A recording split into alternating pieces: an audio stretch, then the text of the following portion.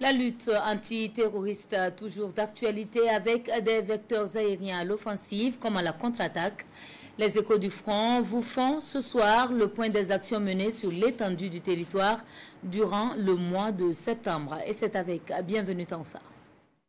Ces derniers temps ont été marqués par une pause technique des vecteurs aériens.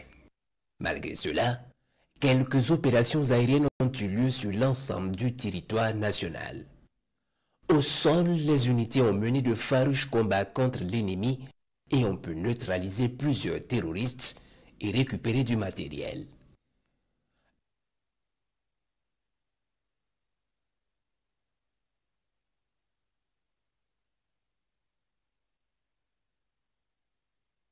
« 9 septembre 2024. Les combattants du ciel sont alertés du renseignement d'attaque probable sur Djibo. Très vite, ils se déploient et repèrent un groupe de criminels ayant infiltré un hameau abandonné au nord de Djibo et bien camouflé.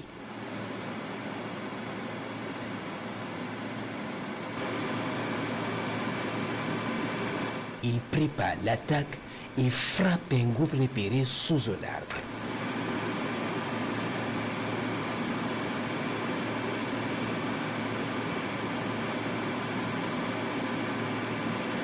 Et c'est la débandade pour les autres qui étaient camouflés dans les maisons. Plusieurs autres frappes vont s'enchaîner sur eux qui se croyaient hors de danger.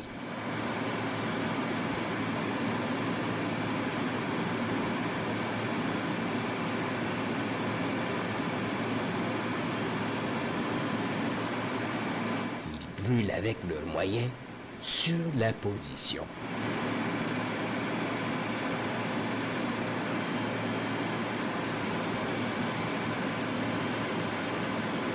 Le matin venu, les forces combattantes à Djibo vont mettre pied sur la position pour achever le travail et récupérer le matériel encore utilisable.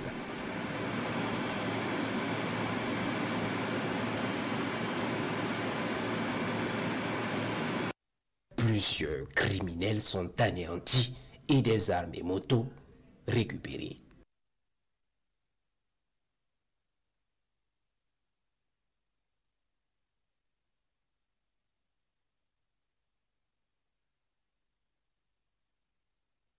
Le 12 septembre, sur la base de renseignements précis, faisant état de rassemblement d'un groupe de criminels dans la forêt de Sengo, dans la région de l'Est, en vue d'une attaque contre nos positions.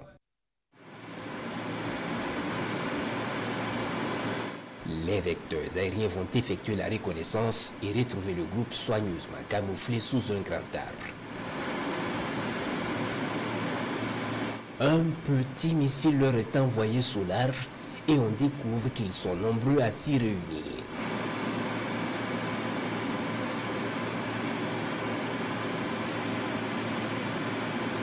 Les rescapés vont fuir vers un grand arbre au bord d'un cours d'eau.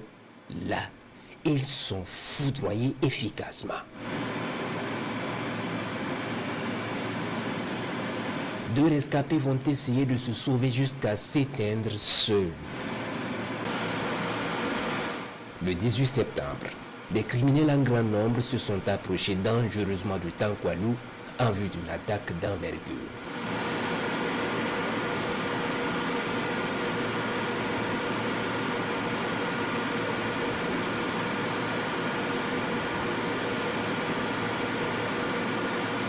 Décelés en train de se mettre en place sous ces arbres, les vecteurs aériens vont se lancer contre eux.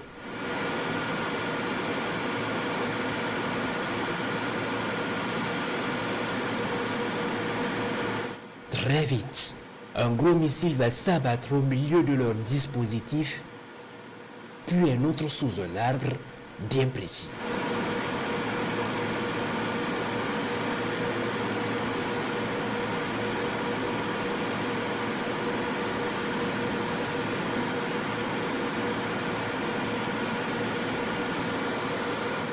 Puis c'est le sauve-qui-peut pour ceux qui étaient loin de l'impact.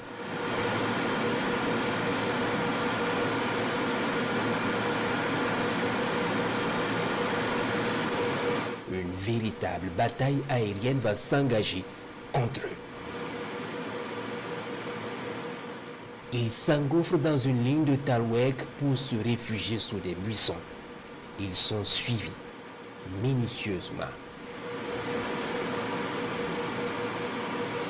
Puis un groupe est frappé efficacement.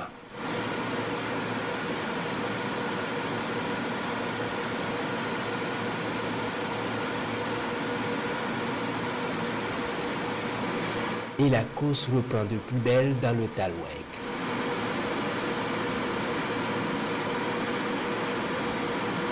Toujours suivi par les combattants du ciel.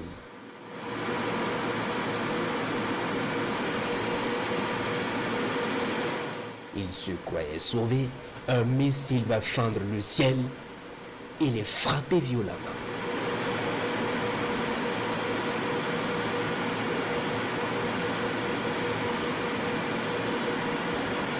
D'autres adoptent de progresser en quadrupédie, espérant échapper aux vues aériennes. Pas d'échappatoire. Tout est suivi. Les derniers se retrouvent sous un arbuste et ne s'imaginent pas la suite des événements. Un missile va les y rejoindre pour clore leur projet.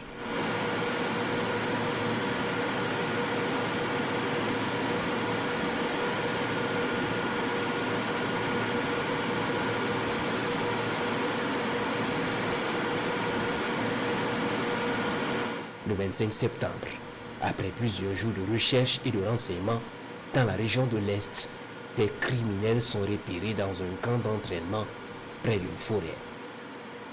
Ils y sont nombreux et s'entraînent sans gêne. Ils sont minutieusement suivis toute la journée jusqu'à identifier leur base.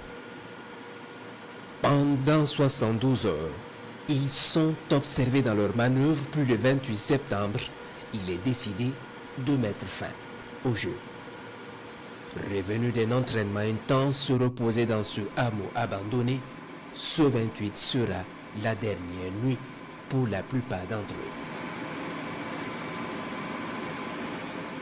Un puissant missile va s'abattre sur eux au milieu de la nuit.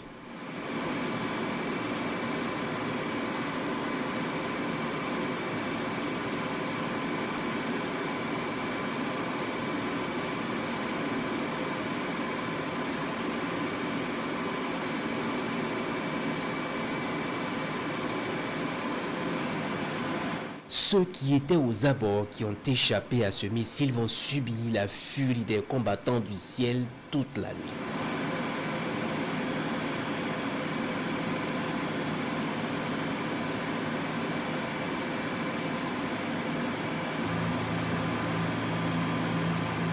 Ils sont foudroyés à plusieurs reprises pour les anéantir complètement.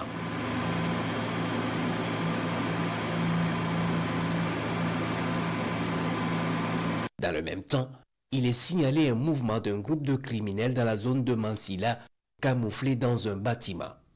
Ils sont vite repérés et frappés efficacement.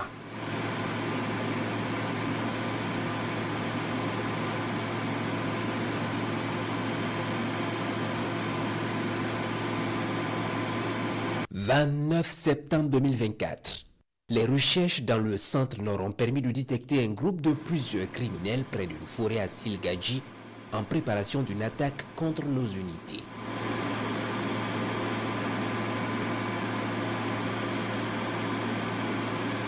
Ils y sont nombreux sous les arbres et d'autres s'affairent tranquillement à leur préparation.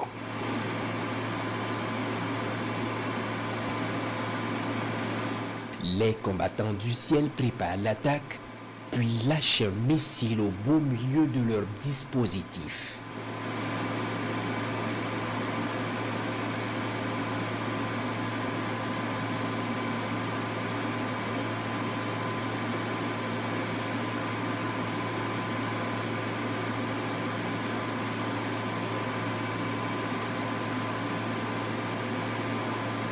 Ils brûlent avec leurs moyens.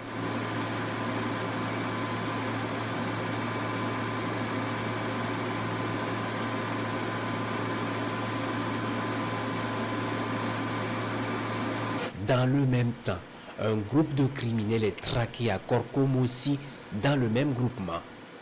Ils sont rattrapés et frappés efficacement.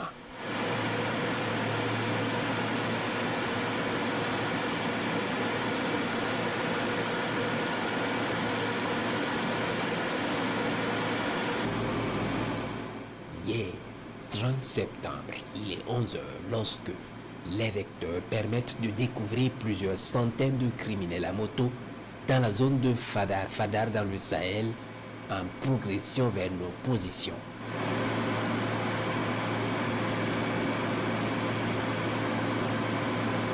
Ils sont très nombreux et progressent à allure rassurée. Ils sont suivis par les combattants du ciel.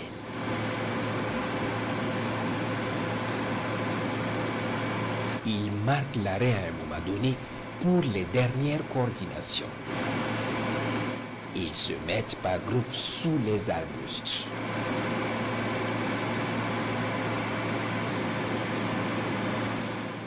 Les combattants du ciel décident de lancer l'attaque. La zone de concentration est ciblée et un puissant missile va s'abattre sur le dispositif.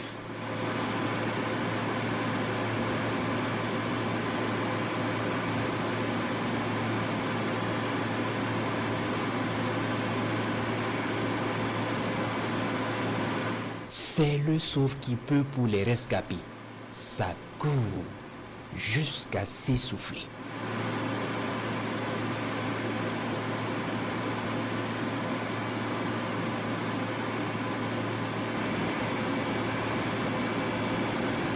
Et la traque va commencer.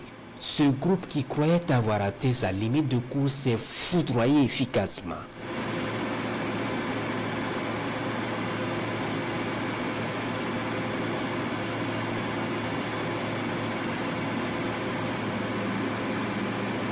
De quoi redonner du souffle aux autres pour reprendre la course. Les frappes vont s'enchaîner. Des avions de chasse sont appelés en renfort pour la traque. Ils répondent présents et traitent efficacement l'ennemi. Les cadavres sont visibles depuis les cieux sur leur itinéraire de fuite. Les opérations se poursuivent.